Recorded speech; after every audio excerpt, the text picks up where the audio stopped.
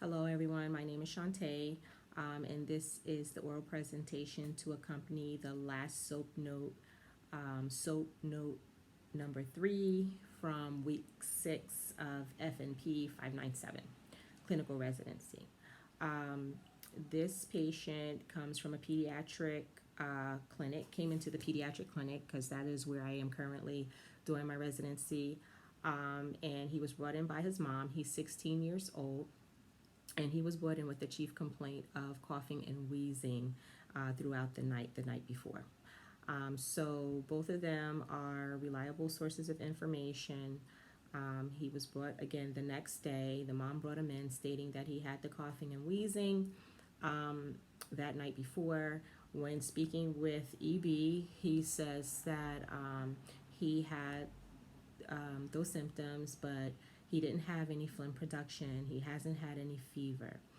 He hasn't had any nausea, vomiting, diarrhea, or any rashes. Um, said nobody else in the house has those symptoms. He hasn't been in contact with anybody sick. The family hasn't traveled. In fact, it's just him and his mom that live together. The mom didn't give him any medication for the cough or the wheezing. And within the last year, she says that he had been tested 2 times for COVID, but he was never positive. And then prior to being seen in the clinic, he was giving a COVID test, and he was negative. The son also received COVID vaccination in July, because it is now a school requirement for the upcoming semester. So this child, he has no past medical history. Oh, and then just, a little bit of back history. Mom says that he has had these episodes before where he coughs at night, and usually it's because he's sick or he has a cold, and that's usually when he gets this cough. So this child has no past medical history. He's never been hospitalized before. His immunizations are up to date. He's never had any procedures done. He's not on any type of medication except when needed, and that is mostly over-the-counter medication. He is allergic to cats, however, in which he had a previous experience of going to a family house and had developed a very bad rash in reaction to the cat. Family history: his dad is 46, no medical history. Mom has history of eczema. The maternal parents, only history is hypertension and diabetes, and pretty much on the father's side as well. So, and everyone is alive and well. He lives with his mom. They live in a single family home. He denied smoking. He denied drinking or any illicit drug use. They have no pets in the homes. They have no guns in the home. He does not drive. Not yet. He was talking about that. Can't wait to get his license. And then the activities that he enjoys is biking and playing basketball when he can with his friends. He also admits to eating a lot of fast food. Okay. Review of systems. When talking to him about his systems, they were pretty much within normal limits, except for the pulmonary systems, which included the coughing, the wheezing, and the shortness of breath, and tightness in the chest.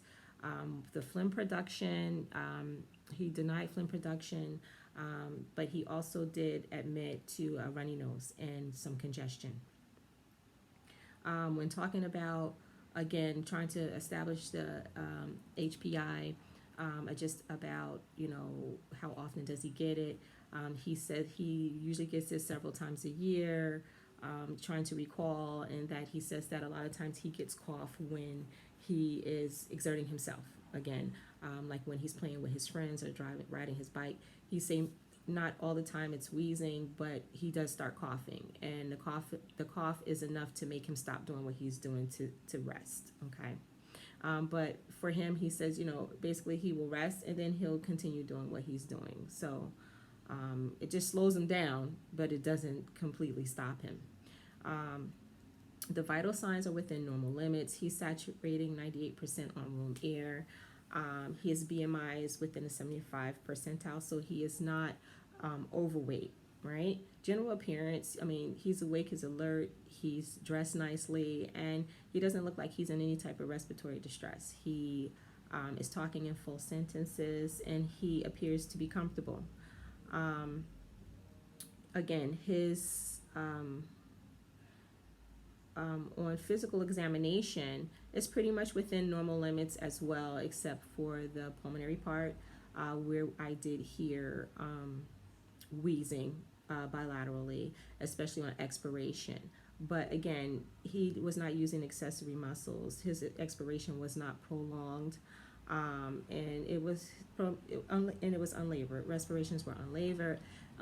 AP diameter 2 to 1. Everything else normal. I didn't see any clubbing or anything like that in his on his fingers, in his fingertips, and he was not cyanotic or anything like that, or pale.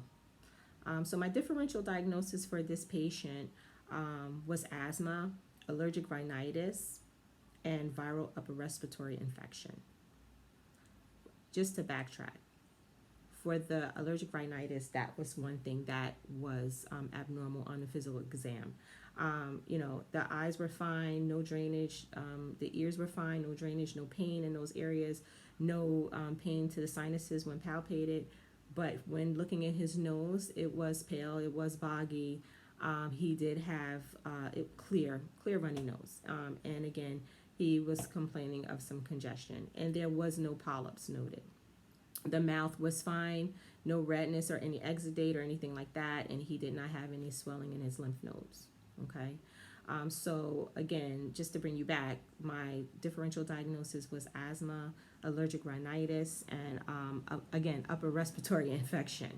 Okay, so the way I chose my differential diagnosis, the sources that I always use my Cash and Glass, my family guidelines, my family practice guidelines that I love. I often use the 5-minute clinical consult, which is also a very good source, and Kahn's Current Therapy I used. But along with that, I also refer to international guidelines, the British Thoracic Society, National Institute for Health and Care Excellence, which is also nice, and also GINA, which is the Global Initiative for Asthma. Okay, so the way that I got to the diagnosis, the first one was asthma, only because he had predisposing factors, which was his race. He's non-Hispanic, black, and he has family history of allergies. The mom has has eczema, and then he also has a history of eczema, and also history of being allergic to a cat. Okay, and then that his symptoms, the coughing and the wheezing, and then it occurred mostly at night, and then also with exercise or exertion, right? Those are common symptoms of asthma. Allergic rhinitis, again, he presented with the runny nose, and I was thinking maybe that the rhinitis may have been causing postnasal drip, which probably could have exacerbated his asthma during the night, right? And then the viral upper respiratory infection, only because the mom says usually this happens when he's getting sick, although he denied fever and he doesn't have any type of sputum production. Okay. The plan for him, again, the diagnostics that I chose, we didn't choose chest x-ray because, again, he has no fever, he has no phlegm production. We didn't choose any lab work, CBC or anything like that, because we don't expect to see any type of increase in the white blood cell count because, again, no fever, no sputum production. Probably mostly, if it is, it's viral, right, in which we just treat symptoms. We just give supportive treatment, which would be like fluids, or if he even needed Tylenol or anything like that. But diagnostics chosen for him was spirometry. He's never had spirometry before, and so we really want to rule out asthma for him, and so we gave him a referral to go have spirometry done, and also for possible allergy testing. Although this is not indicated for all patients who have asthma, or when discussed with the mom, this is something that she was interested in, and so therefore we did give him a referral to have allergy testing done. Medications prescribed for him. This again was based on my sources, my three sources, and then those three international guidelines. The first thing you're always going to do is start the patient on a short-acting beta agonist. So we started him on Pro Air, the 90 micrograms per inhalation, 2 puffs every 4 to 6 hours as needed. The second prescription, again, which was basically following guidelines that now suggests that anybody who has asthma should not just be on a SABA, but they should also be on a inhaled corticosteroid. So we also gave him Flovent, HFA, low dose steroid, 44 mics per inhalation. So he's going to take that 2 times a day as well. And then we also gave him a prescription for cetirizine daily, in which that's an antihistamine, and that's to help him dry up with the rhinitis and also to decrease his allergic reaction to whatever's causing him to have the runny nose or the allergies, right? And which would could possibly exacerbate his asthma. So for this patient, there's a lot of education. I feel like with the pediatrics, not just pediatrics, but a lot of times with patients, depending on what's going on, you're going to give them a lot of education. So especially with asthma, okay? So the things we started off with teaching the patient about the inhalers, about the medication, and what the medications are used for, and the difference in the inhalers, and when he's going to take the inhalers, right? One is as needed, and then one he's going to take twice a day, every day. And that one's going to keep him from having to use the short-acting one, okay? We're going to teach him on his technique to use the inhalers, right? Because they have to be used correctly, otherwise they won't be effective at all, okay? We're going to tell them about the side effects of the medication, right? That the albuterol may make him a little, his heart race a little bit and make him have a little bit of tremors, okay? And then also how the Flovent, he has to use that, but he has to wash his mouth out so that he doesn't get candidiasis or, pharyngitis, okay? Also, we had to teach him about making sure, which I found is very important with pediatric patients, you have to make sure that they know that they should be looking at how many inhalations they have left in the inhaler, and also that it's not expired. Teaching them that they also have to keep the inhaler for rescue on them at all times. They should try to keep that with them at all times. Always check before they leave the house to make sure that they have that. You don't want to not have it when you need it. And then also we went over peak flow meter, which is something that he was never introduced to, how to use it, and how to and when to use it, and then developing a plan on when the numbers, depending on what the numbers are, how you're going to use your medication, and also when to contact the provider, right, or to seek medical help. And then also we taught him about trying to recognize what triggers his asthma, just being aware of when he starts doing the extra coughing or when he realizes that he's wheezing, trying to figure out what he did prior to him having those symptoms so that he could try to pinpoint what triggers it. And then once they realize what causes it, they're going to try to avoid that, right? Because the goal of managing asthma is basically trying to prevent the exacerbation from happening, and also trying to help the patient live a normal life and continue their activity without interruption. You don't want any adverse reactions from the medication, and so that's what the goal really is for all asthma patients, okay? And then also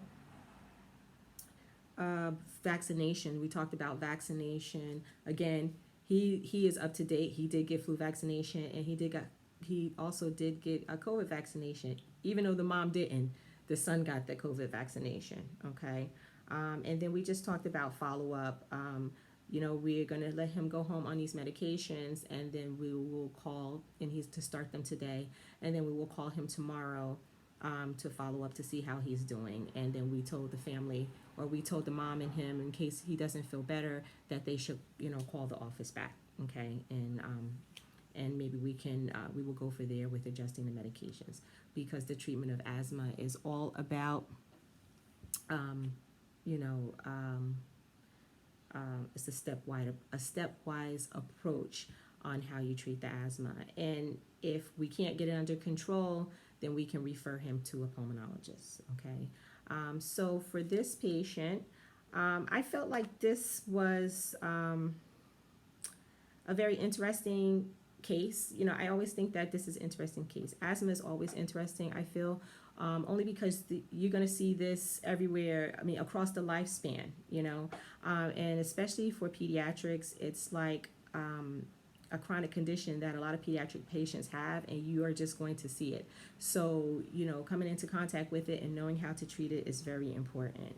Okay, so I always feel like that's very meaningful. And then last but not least, I guess alternatives that were considered, besides the things that I did, was maybe steroids, giving him oral steroids, a burst of oral steroids. But we didn't do that because he didn't sound that bad. He wasn't really in a lot of distress. We figured that if he wasn't better within a day or had gotten worse, then we would add the steroids on. The holistic approach in caring science, I feel like it's something that we all do as nurses. You know, that's pretty much what we live by. I feel like I collaborated with this family, and it's always a holistic approach when I talk to my patients, because I don't treat just the disease. You know, I treat them as a person, mind, spirit, body, you know, not just about, you know, what's physically going on with the patient, but, you know, who the patient is, what do they do, what do they like to do, you know, maybe everything that got them to this point. And, you know, just collaborating with the mom too, trying to figure out what's going on with the patient. It's always a collaborative effort when you're working, you know, with the patient, especially pediatrics, because then it really becomes the family. Which of Jean Watson's caring processes did I consider with this patient? I think for Jean Watson, all the time, I feel like when I'm with the patient, I always consider, I always use like at least 3 or 4. And the 3 or 4 is, the first one is like practicing loving kindness within the context of intentional caring. And I feel like I always do that. I always come from a place of love and kindness and caring for the patient. And I always try to develop and sustain a helping, trusting, authentic relationship with every patient. You know, letting them know that I am here, that I care, and that I can be trusted, and that, you know, I am here to help them. And, you know, I always ask, do they have questions? Or, you know, if they have any problems, always call me back, you know. And I can do whatever I need to do to help them.